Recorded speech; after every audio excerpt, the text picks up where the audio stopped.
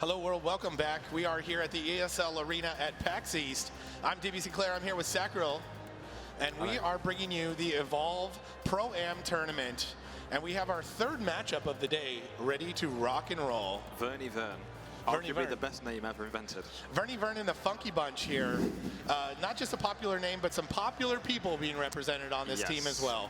Exactly. Some of the brightest and awesome people, most awesome people on Twitch, all in one team. What more could you ask for? We have Gold Glove, Bunny, Fairlight, and Vern Notice representing Vern and the Funky Bunch. As you can see here, as we bring up the bracket, we are down to our last two matchups of the quarterfinals part of the bracket. We're going to see Team Vern versus Team Nomad. Team Nomad, definitely no stranger to video games either. No. We have Heino, Skadoodle, Meller, and Kar. Yep. And they are about to bring their A game to Vern and the Funky Bunch. They opted for Hunters this time, so they're going to be playing Hunters first match, second match as Monster, and then if it goes to a third, they'll be playing Hunters again. So they feel like their Hunter game is strong. Let's see how they deal with the Bunny Monster. Absolutely, Bunny on the Monster, as you just mentioned. Team Nomad starting out on the Hunters. There is Vern and the Funky Bunch hanging out on the Monster table, peering out into the crowd. And they're up there with those two Goliaths. As we mentioned before, those Project Triforce Goliath statues. You see the standard on the left, the Savage Goliath skin on the right. Yep. Those will be given out to the winners of this tournament. And/or I will steal one of them. And maybe to Sacril as well. You think you could get that through customs? I would walk it home. I would walk it back to London. I love them. They're so awesome. I love it. So we are down, as I mentioned, to our last two matchups of the quarterfinals. These are best of three single elimination matches. The teams do a coin flip. Then they select the side they want to start with, either starting as the Monster in the solo seat there, or starting as the Hunters as the team of four. Once they play through that first game, then the teams rotate so that they are covering each side of things. In this 4 versus 1 game of Evolve, this is Hunt. And with some special rules here for this ESL tournament here at PAX East, all mastery is turned off, all character perks and all elite wildlife perks are turned off in these games. So it's really up to the Hunters. As you see, the Wraith here is going to be a Bunny Wraith. Wow. He's also going in, as you mentioned before, with some very flamboyant skin selection, the magma skin, which, as we mentioned, is one way to tell your opponents, come at me, bro. Yeah, absolutely. Although conversely, I think he took decoy, so it will be come at me, but then don't come at me, bro. Nice. Come find me, bro. Maybe. Yeah, a good split there. Yeah. A little of come at me, a little of come find me if you can, come catch me if you can. Yeah. As the Hunter team is gearing up with their selections as well. Yeah. We're waiting on the medic selection, and this is straight OG Hunter squad here. And your first Griffin. Yes, we're going to see a bit of Griffin maybe. Griffin's super useful against the Kraken. Against a Wraith. Wraith is a very mobile monster, and it's very common for a Wraith to quickly burn their 3 traversals back to back. So just jump. And if they kind of cue that jump just after a Griffin hook, all of a sudden those 3 traversals are wasted and they're kind of left stranded. So the Griffin is going to be looking to land lots and lots of harpoons, or I call them hooks. Also, his SMG does a fair amount of damage. So, you know, once the Wraith is out of its decoy, he can actually punish it quite badly with his weapons as well. Yeah, and I was the personal victim of some serious harpooning in some games recently as playing as the Monster. And like you said, once you burn those traversals, once you burn that stamina, and then you're continued to be caught by harpoons, it's almost game over at that point. It's the worst feeling, isn't it, when you realize I've got no traversals and now I have to walk away. Yeah, it's a great feeling for the Hunter team though. As soon as you realize those traversals are gone. Speaking of old school and this old school Hunter lineup, we are here on the Fusion Plant map. This is the very first map we ever showed off to the world, so I personally have spent a lot of time playing on this map and know it very well, and I love seeing everybody else, the rest of the world playing on here, because it feels like home to me. If there was, you know, a home field advantage at all in this game, this would be the map for me. Absolutely, it's the DE Dust, it's the Q2DM1 of Quake. It's for a lot of people, this is the classic map that, you know, you played your first 100 stressful games on, and then you've started to love it, and it's kind of a lot of people's go-to. Yeah, definitely a lot of potential for feeding on this map in some very secluded areas. And then just in that look back there from the Wraith, he sort of looked at the massive Tyrant pit that's in the middle. I call that the pit of death because most people that enter that pit, they never leave it again, except when they come back in on the dropship. Exactly, right? Absolutely. So the Wraith here, we can see he's got here the Warp Blast ability. Warp Blast is like a teleport attack, but can also be used as a fourth traversal. A lot of people consider it. It can actually cover almost half the radius of the dome. So when you hear that dome come down, if you throw out a Warp Blast and then do a couple of more traversals, it's really, really hard to pin down a Wraith that's listening out for that. He's just about to fill up his evolve bar for the first evolution. Dangerous there to fight near that, to feed near the Crowbill. It can actually smack you in the face. But luckily he's got some armor to tank those hits. It looks like the Hunter team are on their way. They know roughly where he is, and they're headed in his direction. Yeah, the monster did startle some birds, so the general direction is known by the hunters now. But this monster doing a great job feeding on the wildlife, a very good feed so far. You're seeing full armor, full health, and full evolve meter ready to evolve. Doesn't necessarily need to kill this stuff, but what we do know is that when you do evolve, you lose all of your armor. So killing some creatures around the area where he's going to evolve is top-notch stuff. Absolutely. Yeah. One of my key strategies that I try to make sure happens every time I evolve, find a nice big pack of creatures, kill it, and evolve. Kind of risky evolving where he did out in the open against a Hank. If the Hank was like on your tail in cloak and you couldn't sniff him, an orbital barrage on top of an evolving Wraith is almost GG on its own. He also scared some birds there, so he was lucky that the Hunter team weren't close enough to punish that. He sniffed them out now. Oh, quite a few of them are low health, and the healer seems to be out of position. Yeah, completely separated from the rest of the team, trying to work her way back. But right now, as you mentioned, they are on low health. One of the hunters completely half health. Absolutely. One Warp Blast is going to be all it takes. Here we go. Here's a Warp Blast. Are we going to see it land? Hit the railing. I don't think it matters. Oh, beautiful. Here comes the Supernova. They're so clustered. That's a wrap. That's a wrap already. Yeah, we already have the Trapper down. Yeah. Assault very close. Assault does manage to pop its personal beautiful shield. Play.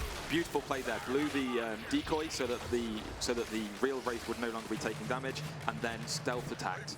Support down as well. Absolutely an incredible play here. Geo is really bringing it to them. Their positioning was punished severely with that Supernova, which turns the attacks into big, wide cleaving attacks. And then here we go. There's the decoy, and then I imagine we're going to see a sneak attack. Or is he just going to? I think he's just going to straight up. Backhand. Just toying with them right now. Yeah, at this point we're toying with our food. Geo with an incredibly strong performance Sneak there. bounce for the win. Wow. Monster with the win. Absolutely brilliant play. Bunny representing team Vern and the Funky Bunch takes game one with some very impressive Wraith play. Absolutely. And some help from the Hunters as well, I would say there. Yeah, there was some positioning problems. All the characters apart from the medic actually had a half health before the fight began, and there was some positioning problems in terms of like grouping up too much against a Wraith is an absolute no-go. As soon as that Supernova lands, which is the ability where the Wraith becomes brilliant white and all its attacks start to cleave damage, if you are within 5 or 10 meters of your teammates, you're going to get really punished. And Geo or Bunny saw that, and immediately, that's his killer instinct. He's a great monster. He saw the mistake, he exploited the mistake, and that's what you get. Yeah, and that's when you could go in. He could have even potentially gone in at stage 1 if he had the full armor with that kind of help on his side. Yes. So as you mentioned, capitalizing on those mistakes, looking for opportunities when the Hunter team is potentially struggling against wildlife or some of the dangers in the environment, and using that to your advantage. As you see the team switching sides now, the Hunter team is going to be represented by Vern and the Funky Bunch. They're going to be the full squad now of the names that we mentioned earlier, going against the Monster player. Yeah, let's see what pressure they bring. The Monster play was strong. Let's see what the Hunter game's like. Absolutely. So now, though, with that monster player from the other team there, it's Team Nomad, with them bringing that monster, they don't have to worry about, in this fight at least, the 4 hunters. They just need to focus on that monster, supporting their monster teammate, and making some good decisions to get them back in this match. Exactly. They need to make sure the positioning issues that they had as hunters aren't reflected in the monster play. If you get domed in the wrong place or you chain your abilities in the wrong way, you can actually end up running out of mobility and traversals and get punished severely. So let's hope that doesn't happen. So as we mentioned before, Team Verny, Vern and the Funky Bunch, it's Gold Glove, Bunny, Fairlight, and Vern Notice. Team Nomad, Hino, Skadoodle, Meller, and Kyer representing Team Nomad there. Team Nomad will be on the monster. Verny, Vern, and the Funky Bunch. These guys have played a bit of Evolve. Specifically, I've played with them. Yeah, Bunny has played a ton of Evolve. I play a lot with Fairlight and with Bunny. They're great players, really good situational awareness, high-level players. Goldy has played a fair bunch of Evolve as well, and overall, as a in terms of gaming caliber, he's right up there. So this is going to be, I imagine, a strong performance from their Hunter team. Yeah, looking to close this one out. We are playing best of 3 matches. So far in our first 2 matches, we saw 2-0 swipes or sweeps, if you will. And so now going and looking very strong to do that again. But as we mentioned before, no retreat, no surrender. The game is never over until it's over. Absolutely. And we have seen people come back from the depths of destruction. Absolutely. And come back to win. And Team Nomad definitely has an opportunity to do that here. Yep. If they've got a strong monster on the team, we could be looking at a 3rd match. So let's talk about these Goliath statues up there. It's Team Project Triforce created these beautiful 30-inch statues. You're seeing one on the left, stage right, I believe, on the viewer's left is the standard Goliath skin. On the far right is the Savage Goliath skin. These are available to purchase, but the winners of the tournament are each going to get one of those statues for their home or their man cave or their their gaming area. That would take pride of place in my man cave. That would be the I need one. So far so good. Some exciting action.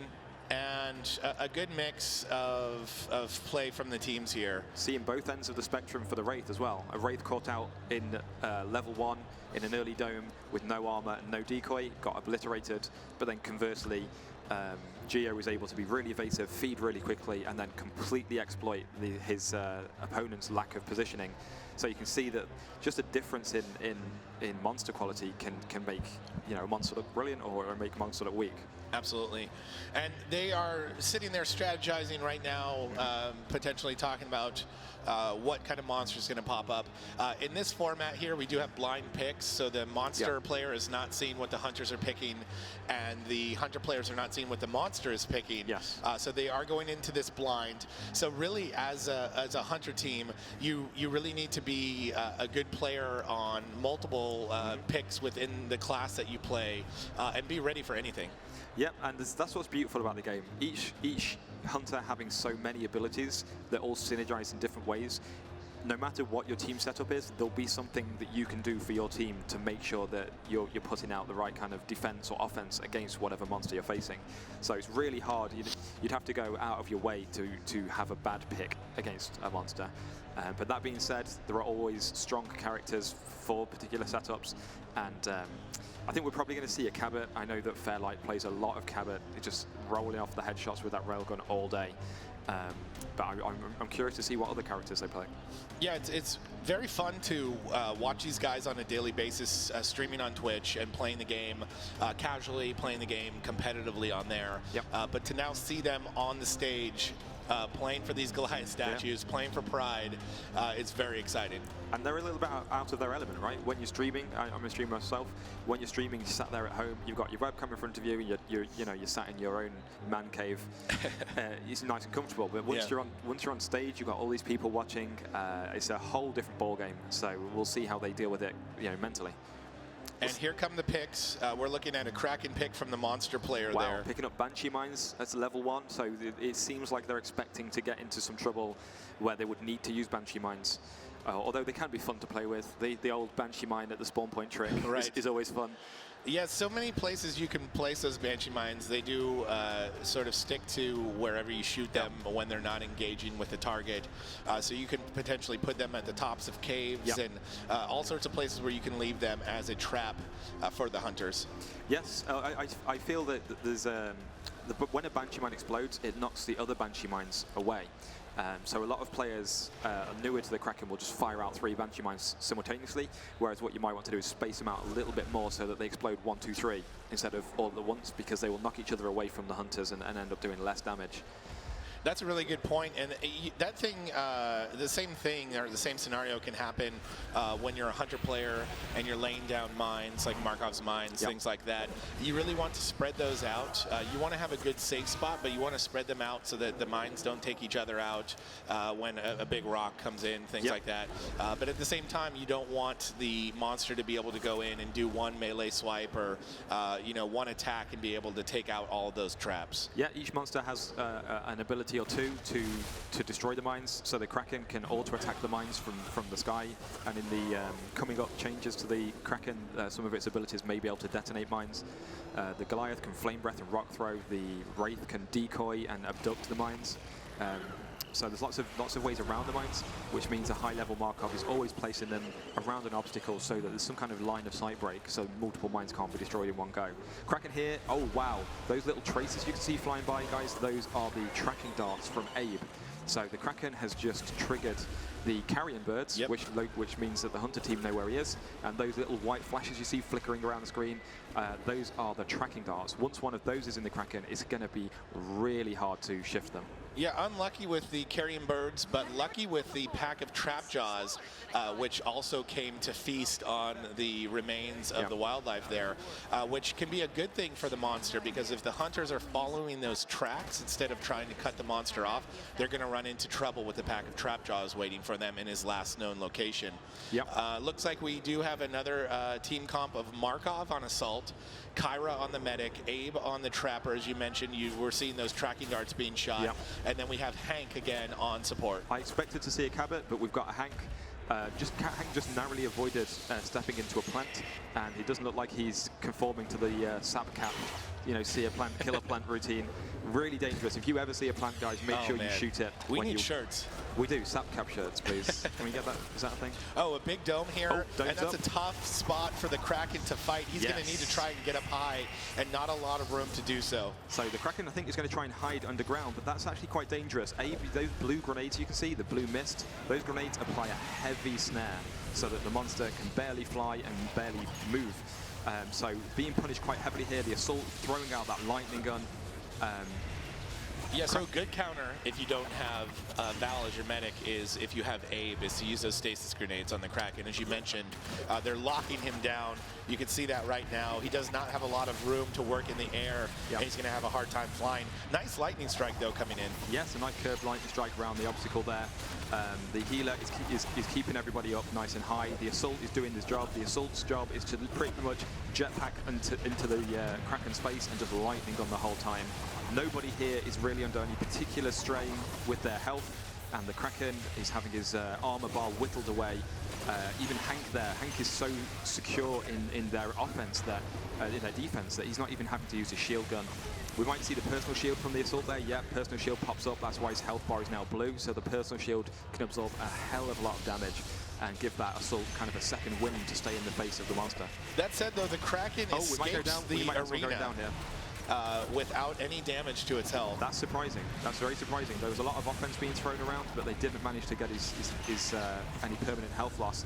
Really dangerous position for the Assault here. He's on 10% health. That's not his personal shield anymore. That is the Hank shield. So what I would be looking for from the Kraken is to actually vortex the Hank, not the Assault, which will end up knocking the Hank over. His shield gun goes down. All of a sudden, that Assault is going to get wiped out because his health is very low. But now they're applying a lot of pressure. Look at the beautiful play by Abe. Throwing those grenades ahead of the Kraken so that as he flies backwards, he's hitting that mist. It brings it. There you go. Perfect play by Abe. Really high level there. He's also hit with a tracking dart. So he's going to have a lot of pressure applied. He's going to really struggle to get away from him. Yeah, well, he was able to do a good job of getting out of that arena without taking any health loss. You don't want to stick around and run out all of your luck early in the game. As you can see now, just a sliver of armor building its way back up as he moves his way around. But this is not, you don't want to get caught in a second arena. It's not going to go as well as the first one. I've never seen a monster player caught in a second arena and able to get out of it the same way he was able to in the first one. You see the orbital barrage coming in, a nice shot, a skill shot from Hank from far away, but it does miss. Yep, so it looks like the Kraken actually scared some birds. They weren't carrion birds that are the RNG bird chance from eating. Those were actually birds that you can avoid by sneaking, so slight mistake there led the hunters straight onto the Kraken's tail. He's not currently tracked, he's ready to evolve, but that will be very dangerous right now. And the hunter team here, they can hear his footsteps and they're tracking him down really well. We're going to be looking for more Abe darts coming in and applying more and more pressure. They need to catch him at level 1. When a Kraken gets to level 2, he can boost that damage, and that crowd control so high, it becomes a real difficult challenge to fight. And he's going to evolve right here. That's what was in my head as I saw the evolve meter was ready to go. They are right on his 6, so if they can get in there and do damage, he is going to have no armor right now. When you evolve in evolve, you lose armor, and he's just making his way out of the cocoon, but he does get caught in the mobile arena with no armor. Okay, so here we can see it's quite a shallow arena. There's not a lot of height game he can play here. He's trying to focus down the Trapper. That's a good choice. If you can get that Trapper down, of course, the Dome is going to come down with him, and the Trapper gets a strike, which means he's weaker for the remainder of the game. So he's really focusing. Beautiful play from the Hank there, bringing in that shield gun to protect the Trapper, but I think the Trapper's going to go down. That shield gun is out of capacity. That's why it's flickering on, off, on, off. It's really low on capacity, so the guys need to be pressuring the nice monster. Lightning strike. Yeah, if you can get the Trapper down, the mobile arena can come down. We talk about a lot, and we discussed some of this before the show, of priorities of targets when you're playing as the monster. Normally speaking, you're going to focus the medic first, but if Hank's in the game, then you're going to want to focus Hank because he does have that shield, and it's really hard to get through. But like you said, there are certain scenarios, and this may be one of them, where you want to focus the Trapper just so you can get out of that bad arena and get on with your feed, your farm, and armoring up. So a lot of new players, when they play the monster, they have this style of running. So they will just run and eat, run and eat, run and eat, and if they get domed, they'll just run around the dome and try and take as little damage as possible until they get to level 3, and then they'll go and fight at the relay. Now, what a lot of higher level players will suggest is if you get domed early on and you have at least some armor, just try and burst down that Trapper and get out of there. First of all, you're going to be putting a strike down so that the Trapper's easier to kill later on, but also when the hunter team is chasing you around madly, they're actually usually out of position. Whereas if you fight them at level 3, they've got all their mines down, all their traps down, they're prepared, and it's actually quite a difficult fight. Yeah, so nice lightning strikes coming from the monster, but the Kyra heals are keeping the teammates up and alive. He is hit with the tracking dart right now. You see that in the top left-hand corner, which means they know exactly where he is. They have a nice little red icon in the center of their screen, or rather wherever the monster is. If they're looking at him, it's in the center of the screen. So they know exactly where he is. So there's no stealth play right now. There's no sneaking. What's your recommendation if you're the monster and you're hit with that tracking dart? Do you just try and get away as quickly as possible and get some distance between yourself and the hunters? Well, actually, a lot of people go for that strategy. They try and just put distance between them and the hunters. And the problem with that is, typically, if you want to get a distance, you have to travel in open areas. And when you travel in open areas, you get tagged because Abe could just jetpack up into the sky and just tag you a couple more times. Right. Whereas if you can see the hunters at all times with if they're in range and smell. Breaking line of sight is much more important than just sheer distance. Distance with constant tracking is nothing, whereas breaking line of sight gives you a chance to actually break the duration of the dart. Also, the other option that Brandon, Maniac Squirrel, would recommend is just turn around and kill Abe. That's what whenever I complain about Abe's duration of his dart, he says, turn around and kill him then. And if you've got armor, you probably can turn around and kill him. You might, it's well worth taking a loss of your armor or maybe a little bit of health to get that trapper down. Looks like he's opting to fight here. Yep, going in. He does have full armor. Straight in on the Kyra. We're going to have to see that shield. Here comes the shield. Beautiful. So Kyra with a shield, and she's the only medic that can permanently self-heal. Really strong tank. Yeah, you see Abe here using that shotgun. I love that shotgun. Does massive damage. So when you're not throwing that stasis grenade, when you're not tracking the monster, Abe has a really nice set of tools that he can switch between. Very versatile trapper. Constant pressure with the trapping darts. Constant pressure with the crowd control grenades. But this then is going to be a good. Oh, he didn't get it down. Yeah, he's in the cave here. He's going to have a hard time trying to get that orbital. That would have been a good orbital if he was able to drop it. Yes, absolutely. So the Kyra, the healer there, got trapped in the corner and pressured really hard. And that's when an experienced Hank is going to start to drop that orbital on the head of the Kraken. But the healer's down here. The Assault has been forced to use his personal shield. They're actually taking a lot of his permanent health here, but they're taking a lot of damage. In my opinion, I would probably take the dome down manually and actually run, or evade. Try and get him into a cave or something where you can maybe focus him a little stronger. Nice sneak pounce on Assault. Assault finally goes down. Assault very tough to get down with that. The personal shield, and then also with Hank, if you can rotate those shields, you can keep Assault in the game and up very well. But the Assault kind of finally goes down, and so now we have 3 strikes in the game. We have a strike on the medic, a strike on Assault, and a strike on the Trapper. This is potentially going to be 2 strikes on the Trapper now. Yes, this is where we'd be looking to see some more orbitals. When the monster's really focusing, especially with melee attacks on somebody, you need to get those orbitals in to relieve that pressure and then immediately get that shield gun going. But it's going to be a super close one. Like a lot of these guys have strikes now, which means their maximum health is reduced slightly.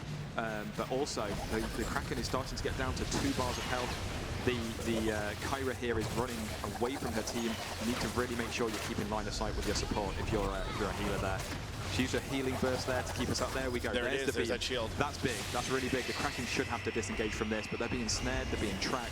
Lots of pressure going down. Yeah, this Kraken doing a nice job, though, dealing with those stasis grenades and dealing with the constant pressure. But this is the time when you want to get out of here. Yep, this Kraken's going to have to disengage. Maybe try and use Vortex to knock them back when they group up to get a little bit more distance and try and evolve. Obviously, when the Kraken evolves and gets a full set of armor, he's against a team with 4 strikes. That's a good place to be when you're a Kraken. Beautiful upstrike Vortex. That's something that's pretty new in the meta. Only a couple of high-level Krakens use that. So what you do is you hide behind cover, you let the hunters climb up on top of the cover, and then you Vortex them. The duration of the Vortex crowd control is a spin animation for the hunters, which means they can't use any of their abilities.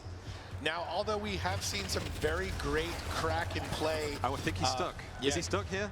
They got him trapped. They got him behind the rock. They got him in the mobile arena. What a perfect arena. And doesn't get much better than that. He was playing very well up until this point. It is going to be a win for the Hunters. Good game for Team Verny Vern. Verny Vern and the Funky Bunch takes game 2. Very impressive. And they're going to go through with a 2-0 sweep of Team Nomad. So nicely done by the Hunter team. Although they were being punished in a few instances there, in a few of those encounters, they kept the pressure on, and that constant pressure was the difference maker in the end. Absolutely, pressure. Especially if you can tilt the monster. Yeah, a lot of monsters, when they start to get those strikes, they start to feel like they're on the edge of victory. That's when the monster will focus least on their health bar, and before long they quickly glance up and say, "I'm okay, right? Oh, I'm not okay." Yeah. And then they have to run. And if you can keep up that pressure with the tracking darts, the crowd control, that was a really good performance, a strong performance there. It's happened to the best of us, playing the monster, getting so carried away with getting those strikes, getting those downed hunters. And then you, like you said, you look up and then you realize that you have no business being where you are fighting when you're fighting. And then you look up and you see track dart in the corner and it's the worst feeling. All right, so 3 matches out of the way so far. And 3 2-0 victories. 2-0 sweeps. And all done here at the ESL Arena at PAX East on the main show floor. Pro-Am. The Pro-Am tournament. I'm DB Sinclair. I'm here with Sacril. And as we mentioned before, thank you so much for hanging out with us today, watching Evolve. If you're just joining us, we are here at PAX East Evolve ESL Pro-Am tournament, and quite a showing so far. Absolutely, some really strong teams here. It's going to be really interesting when these teams that have 2-0'd the enemy teams face off against each other. Absolutely. And we're going to see a bit of that in just a moment, but now we're going to pass to Cameron Camdoza Reed for the pre-match interview. Thank you very much. I'm standing here with the namesake of my favorite team in this tournament, Verny and the Funky Bunch. This is Vern. How you doing? I'm doing wonderful, and it's an honor that we're your favorite team. Well, it's an honor that you would say that. Now, I got to ask a couple questions. How was your guys' team formed? We're just a bunch of friends who stream together, and we were like, hey, you want to do this tournament? And we were like, yeah. It was that simple. All right. So you guys practice together a lot? What's that been like? I think I have a total of 45 minutes on this game so far. So basically, we picked up Geo and Fairlight, and we were like, can you please carry us? Myself and Gold Glove. And that is literally the strategy since day one. All right, so your next opponent's going to be the winner of Pushing Daisies versus Trapjaw. Do you think you'll be able to continue to be carried through the later stages of this tournament? Oh, without a doubt. Did you see the monster gameplay? Oh, it's cake. It's cake. All right. Well, thank you very much for your time. I really appreciate it. Ladies and gentlemen, we will come back very soon with Pushing Daisies versus Trapjaw. Don't go anywhere. You're watching the Evolve Pro-Am.